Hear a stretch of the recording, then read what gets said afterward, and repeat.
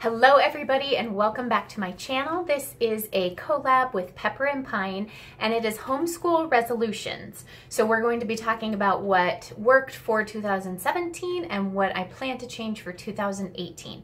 So you can be sure and check out the collaboration. I will have it linked, and we're going to go ahead and start with what worked last semester and what I'm planning to continue to do this next semester. So I don't really think I did a video this fall talking about what exactly we were going to do, because honestly it wasn't a whole lot different than what I have done in previous years. We do classical conversations, and so we basically have our set curriculum for everything except math and language arts. So and even my 5th grader, he has his language arts set through classical conversations. It's just it's kind of it's only 4th, 5th, and 6th grade, so my younger two, I am able to choose what we do for their language arts. So I'm gonna go ahead and start with my kindergartner, and then I'll move up. So I have a kindergartner, I have a 2nd grader, and I have a 5th grader. So for my kindergartner, I'm way more confident this time around, now that it's my 3rd time through teaching kindergarten.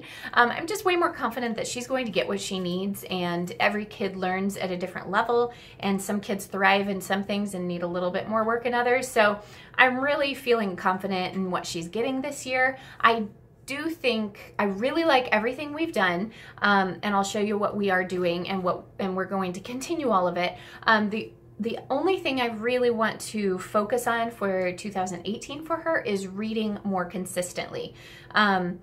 We do it with her school, with her Logic of English, and the other program that you'll see here in a second, but I do need to just help her to open up a book and have her read along with me, or get the little easy readers and read more frequently. So that is a goal of mine for this next semester for all 3 of my kids, but my youngest especially. So we always do a daily learning notebook. I've done this with all 3 of my kids. It's kind of a spin-off of Confessions of a Homeschooler, and some of these actually come from her. She's practicing her name, her address, phone numbers, and of course teaching them 911. And then this comes directly from Confessions, and it's just day of the week, and then they fill in the date, and then they write it, and the date before and after, and then the number word, and then here's all the number words that they can trace if you'd rather do it that way. And then they have like weather and time and all of that good stuff, and then I also have like a blob map in the back that she can trace if she feels like it. That kind of goes more along with our geography for our classical conversations. So we probably did the daily learning notebook, I would say, on an average of maybe 1 day a week, and I'm okay with that. She is getting what she needs from that. I would maybe like to bump that up to probably 2 or 3 times a week, maybe, getting her to independently work on it a little bit more, but I don't know. We'll see how that goes. The second thing is language arts. So she is, we worked on this last year a little bit, but we're only halfway through. As you can see, she didn't love this, but it really does teach them how to read, so they can open a book and go. So I really like the concept that it teaches. I don't know as I'm going to finish it. I have used it for my other 2 kids and we finished it. I just don't know about this one. We're just gonna kind of keep working on it. We just did this whenever it really was, we felt like it this last semester. I was really good at the beginning of the semester, and then we just kind of kept getting less and less, basically. But we do Logic of English, and there is reading in this. And if you guys have followed me for a while, I've done this for my other 2 kids as well. We're almost done with A, and so all we have to do, we'll do B for next semester, and then in 1st grade she'll do C and D. So this just takes about a semester to finish, and she's really liking that. She really loves it. All 3 of my kids have loved that. And then the last thing is we do Matthew C for her math, and this is the primer. It's kindergarten. As you can tell, she loves it. This is all we have left. We did start this last year because she just loves math. She loves it. So I really have felt like we've kind of slowed down on our actual math worksheets, but once she finishes, I'll start with alpha. But I really just have her do math games and, play math games with her brothers and things like that, and do counting games online and a lot of different things like that, because she does love math so much. So for my 2nd grader, if you don't know what I mean when I talk about classical conversations, here is a sample week. If you can see that, is it? So we basically go through just that week for the timeline, a history sentence, geography, math, science, English, Latin, and they do a science activity and a art activity or a fine arts activity of some kind at Classical Conversations we meet on Fridays. And so then they each have their own maps, and that's where we find the geography. So we actually find it on a map and we highlight it or whatever. And so that's what takes about 20 minutes of our school time when we start. We also do a bit of Bible, and we also do, we watch CNN Student News. We've done that ever since the beginning. I do want to be more consistent on our Bible because sometimes when we were in a rush, that would be like the first thing to go. And I really want to put more emphasis on that. And then our CC reviews. So that's how we'd always start out the day. I do make a list for all of my kids, a daily schedule, except for my kindergartner. But for my 2nd and 5th graders, they really seem to enjoy that. So handwriting and spelling books for my 2nd grader are going really well. He really does like this spelling workout. He does a great job with it, and I feel like it really does help him in his spelling. With my older one, I don't know as I would have liked it for him. But if you have kind of a more natural speller, I would say spelling workout's really good because it's not like redundant, but yet it uses the words enough by the end of the week, they're able to spell them. And then this is just a cursive handwriting book. I had a heck of a time trying to find it. I think it's Peter Popper Press is who it's from. Really like that. We'll continue with that. And let's see. He also did his language arts. My kids do take Spanish, and they'll start that up again this semester. So for language arts, we are doing Shirley English. I am doing level 1 in 2nd grade, and then I'll do level 2 next year.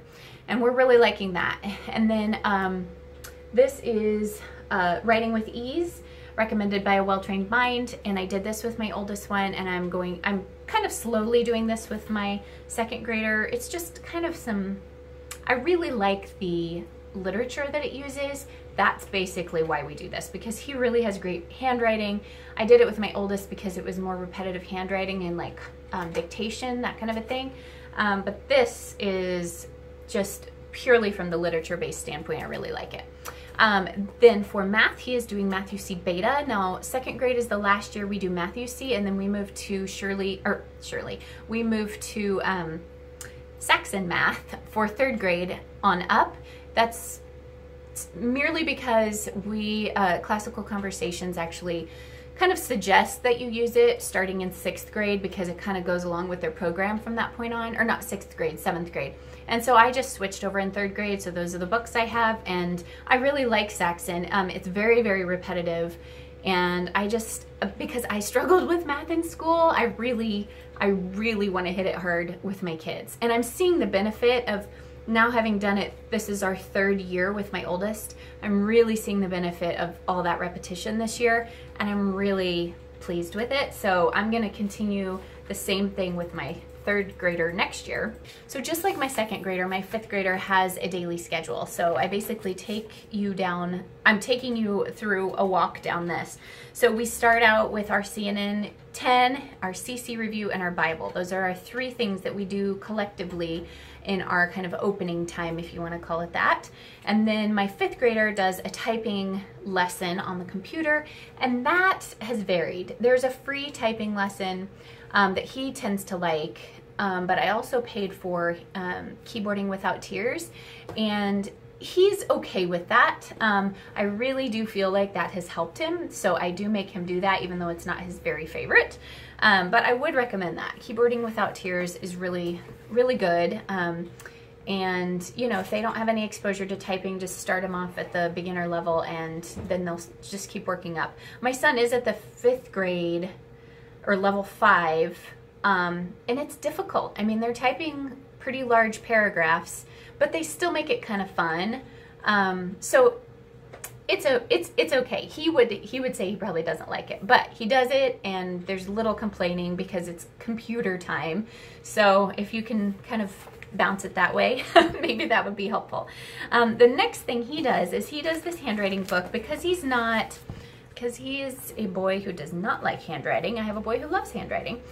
We do this book. It's through our classical conversations. It's called Prescripts, and it is math terms, which is fun, but it's basically just that. So he gets lots of practice and lots of neat practice, and I really feel like he does a pretty good job. And then it has kind of these every once in a while, like just, you know, something about sets of 2, and talks about, it was talking about symmetry the other day, and just sets of 3, things like that. So they kind of bring in math terms for that.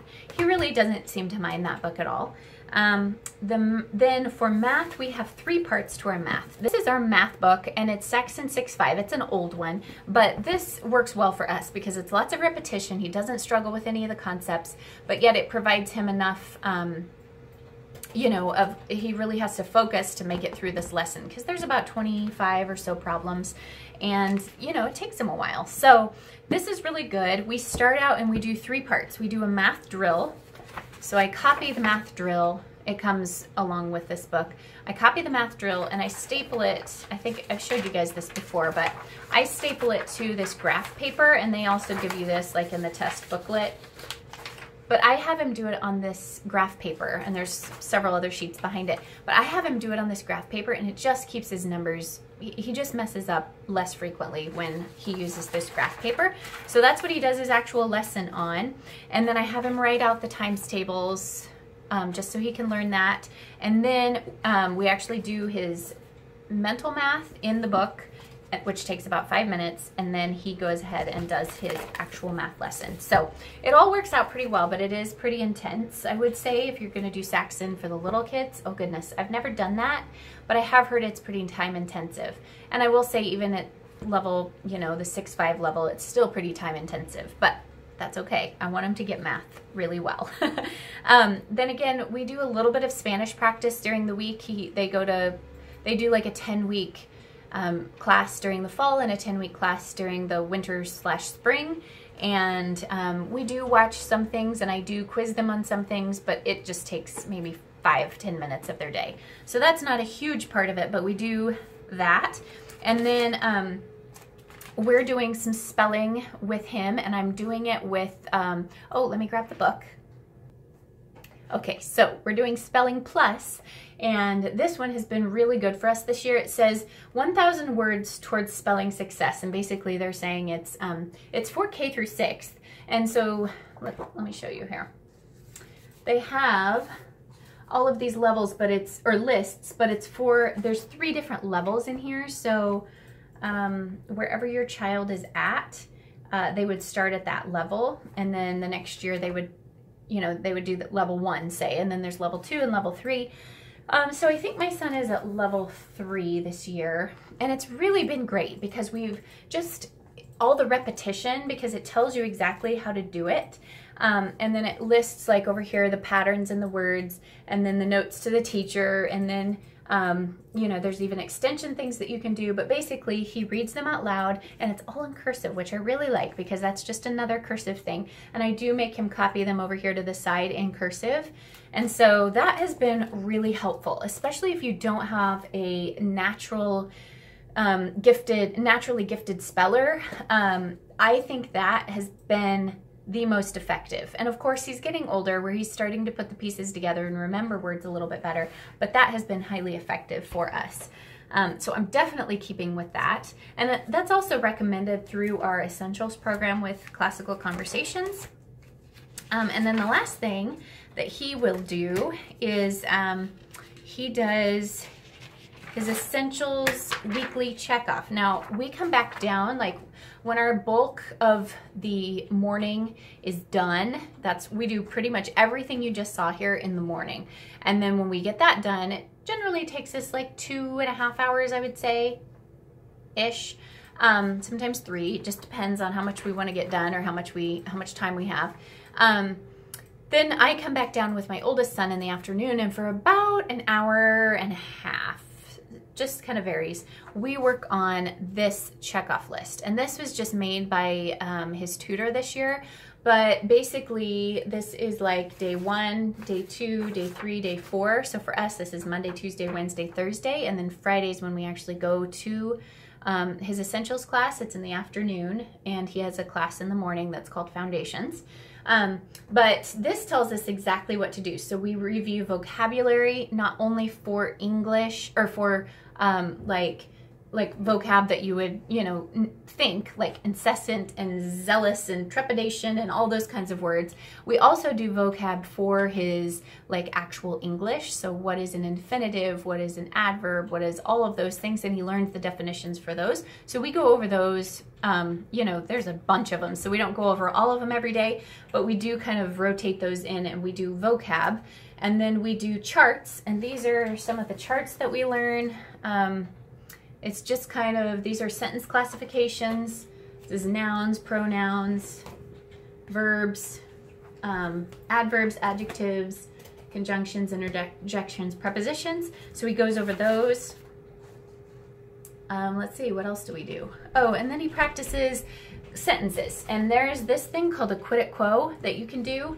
And you basically can write the sentence up at the top, and then you basically like go through and label each of the words. But that is one way to do it, but otherwise sometimes we just write it up on the whiteboard and he has to diagram it out, and that pretty much takes care of our English. But it does take quite a bit of time. And then he works on writing as well, and that comes out of this US-based history writing lessons. And so every week he writes a paper, which, you know, only has to be pretty short. But he works on adding in some dress-ups and things like that, which basically just work out to make a nicely written paper. So that is pretty much what we did in 2017. Okay, so for 2018, looking ahead to see what I want to change for next year, or what I want to kind of tweak, or what I want to focus on. When I was thinking about this, I was actually really pleased to come to the conclusion that this is the first year that I haven't made big changes in between semesters. Last year I made not very many, but I still had a couple that I really changed, like even a whole curriculum, like I forget what it was, but you know, I really wanted to make some major changes and shifts. And I think that's okay, like in some instances, to just kind of freshen it up a bit, to get yourself excited about starting school again in the winter, the cold winter months, if you're in a cold winter month state. But I am very pleased to realize that I did not want to change anything major. Now, in saying that, there are some things that I really need to, I feel like, bump up a bit. So again, like I said, I really like this Bible curriculum, but this was kind of the first thing to go when we needed to hurry up school a bit. And I don't want that to happen because I really like it and my kids really liked it. It was just something that we wouldn't always do. So that is one thing. The second thing, and this is for my oldest son, I really have a goal of him knowing all of his times tables by the end of this coming, like by the end of 5th grade. I really want him to have those down and like quickly. So we'll continue to work hard on that. It's not that we haven't worked hard on it, but we really need to continue to work hard on that.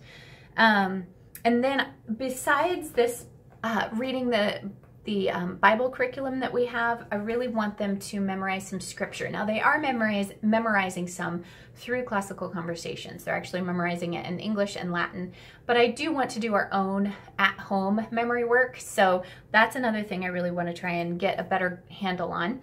And then for my middle son, I was talking to someone one time, and he definitely has like such a tender heart, and he just like really has some personality traits that I was talking to a friend of mine, and she is like that.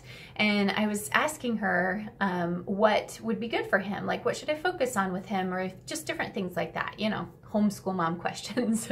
And she said, you know, art and nature are really, really good for kids like that.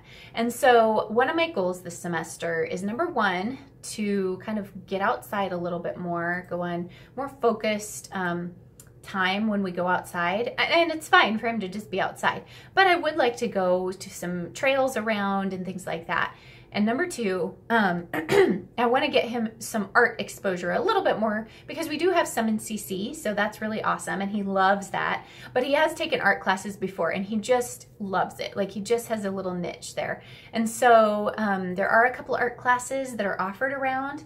However, I think what I just ordered today for him actually is the Doodle Crate through like the Kiwi crates and things like that. It's the Doodle Crate, and it's for ages 9 and up, but he is, you know, he's going to be 9 this like early this summer. And so, and he really just, he can read really well and all that and follow instructions. So I got him one of those Doodle Crates to come like within the next couple weeks. And so I'm going to see how he likes that. And if he really likes it, then I'll continue that subscription for him. I did get the Kiwi crate for my daughter just to give her something to work on so she'll stay out of his stuff.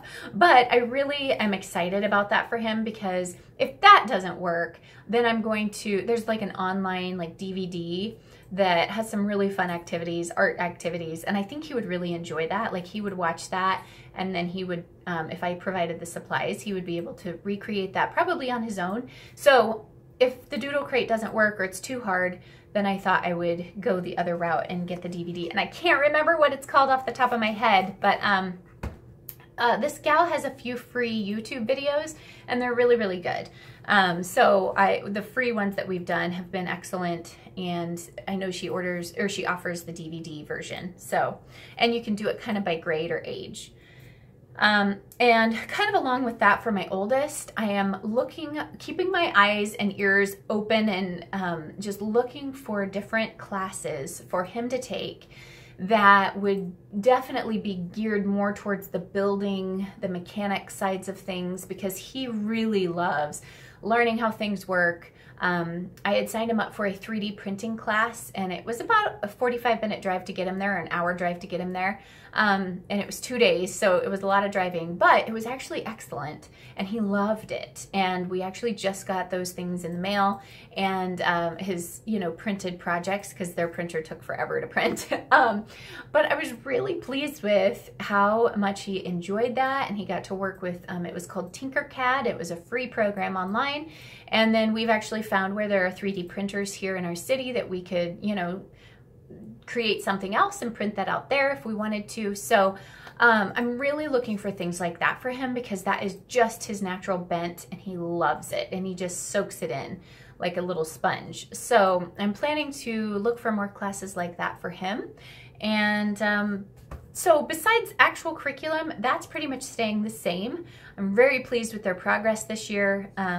We've had years where I was not, or it wasn't progress necessarily I was so concerned about. It was more their attitudes with school, and that is difficult, because it can be just as frustrating, if maybe not more, than their actual progress. And so this year I'm really pleased with their attitudes. My middle son, he was kind of getting bored with his stuff, I think. So if he continues to be bored with it, we might try and change it up, just to, you know, change it up. I do have some other handwriting books and things like that that we could pull out if we really wanted to. So, but that is kind of our year wrapped up and looking ahead. And if you have any questions, let me know in the comments. I'll try and link everything I can below just to make it easier for you guys. So I kind of have a funny story to end this. So my middle son has been doing speech therapy over the last couple months, and we had a friend of ours come into our home, and she was working with him, and she also tested him for a bunch of other things, just because a lot of times when you have speech therapy, or you need speech therapy, you also have some sort of learning disability. So she was kind of testing him across the board, and he did great. So that was super helpful and all this. And anyways, but it was getting quite expensive because our insurance didn't cover any of it. So I was like, you know what? I'm gonna just go check over at our public school, because it's literally like a 2-minute walk over to our public school. We live right by it. And I said, I'm just gonna check into it and see, because I know it would be free and yada yada. And she was like, that's fine. So we went over, we met with the speech therapist, and my son talked perfectly, like said his S's correctly the entire time we were there. I was like giving him the wide-eyed, like, what? And we both had a good laugh about it when, you know, when he was done like talking. I was like, he never does this. I mean, he can do it, but he never like completely talks like that all the time. So she said, oh, it's just the magic of the speech therapist in the room. So we both had a good laugh, and he did great. And she basically said, well, you know what, I would probably say, hey, spend 5 minutes at home with your mom or dad, you know, practicing, and I wouldn't meet with him if he was a student here. So anyways, took care of that, but we're still having him meet with my friend who's a speech therapist.